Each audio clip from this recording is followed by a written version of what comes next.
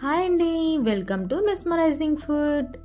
మనకి బాగా వేడి చేసినప్పుడు నేను చెప్పే విధంగా సొరకాయ పులుసును ఒకసారి చేసుకొని తినండి. బాడీ మొత్తం చల్లగా కూల్ అయిపోతుందండి. నిజంగా ఒకసారి ట్రై చేయండి, చాలా బాగుంటుంది. ప్రాసెస్ చూద్దాం, వచ్చేసేయండి. సొరకాయని తీసుకొని పీలర్తో ఈ విధంగా పీల్ చేసుకోండి. పీల్ చేసుకున్న తర్వాత నైఫ్తో ఈ విధంగా కట్ చేసుకోవాలండి.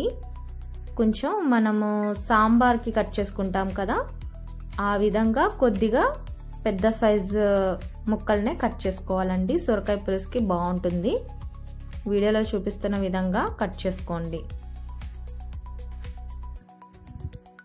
ఈ విధంగా మొత్తం సొరకాయని కట్ చేసుకొని ఒక ప్లేట్లో పెట్టుకొని పక్కన పెట్టుకోండి. అలాగే 2 ఆనియన్స్ని తీసుకోండి. 2 ఆనియన్స్ని కూడా నైఫ్తో ఈ విధంగా ఫైన్గా చాప్ చేసుకోండి.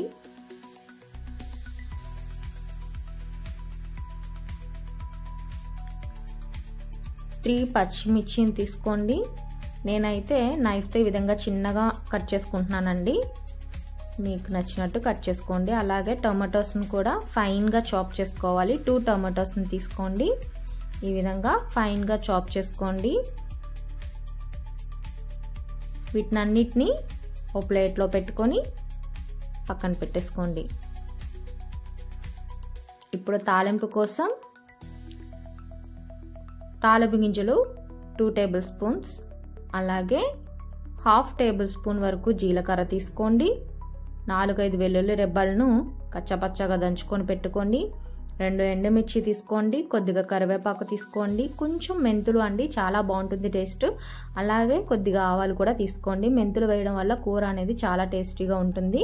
కుక్కర్ పెట్టుకోండి. 4 టేబుల్ స్పూన్స్ వరకు ఆయిల్ వేసుకోండి. ఆయిల్ కొంచెం హీట్ అయిన తర్వాత తాలింపు గింజల్ని యాడ్ చేసుకోండి. ఇవి కొంచెం చిటపట అన్నాక ఎండుమిర్చి వెల్లుల్లి రెబ్బలను కూడా యాడ్ చేసుకొని ఈ విధంగా ఫ్రై చేసుకోండి. మీడియం ఫ్లేమ్లో పెట్టుకోండి. పచ్చిమిర్చి యాడ్ చేసుకోండి. తర్వాత కరివేపాకును కూడా యాడ్ చేసుకోండి. వీటిని మీడియం ఫ్లేమ్లో పెట్టుకొని ఫ్రై చేసుకోండి. ఇవి కొంచెం ఫ్రై అయిన తర్వాత ఆనియన్స్ని కూడా యాడ్ చేసుకోండి. ఈ ఆనియన్స్ని చక్కగా ఫ్రై చేసుకోండి. కొంచెం ఫ్రై అయిన తర్వాత 1 table spoon salt, 1/2 table spoon వరకు పసుపు వేసుకోండి. గరిటతో చక్కగా ఈ విధంగా కలుపుకోండి. ఇవి ఎక్కువ ఫ్రై అవ్వాల్సిన అవసరం లేదండి, పులుసు కోసం కాబట్టి కొంచెం ఫ్రై అయితే సరిపోతుంది. ఇలా ఫ్రై అయినప్పుడు టొమాటోస్ని యాడ్ చేసుకోండి.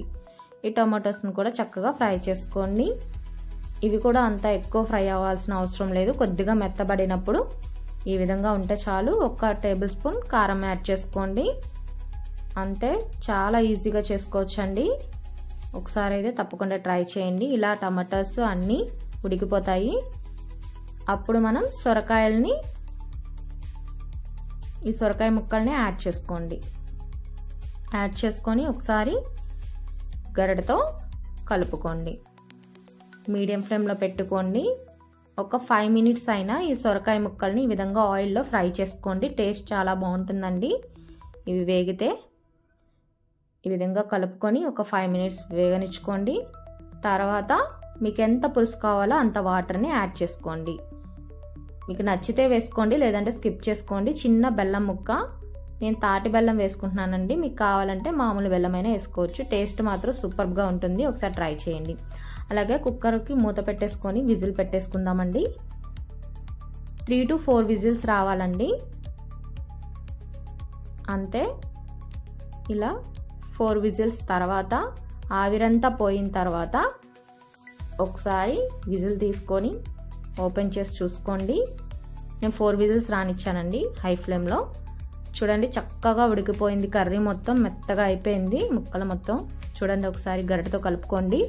మీకు ఎక్స్గా ఏమైనా కొంచెం పులుసు ఎక్కువ ఉంది అనిపిస్తే మంటని ఇలాగా మీడియం ఫ్లేమ్లో పెట్టుకొని కలుపుకుంటూ ఒక 5 మినిట్స్ ఉంచారంటే మీకు చక్కగా పులుసులాగా తయారైపోతుంది. ఒకసారి చెక్ చేసుకోండి గరిటతో. సొరకాయ ముక్క అయితే చూడండి చక్కగా ఉడికిపోయింది.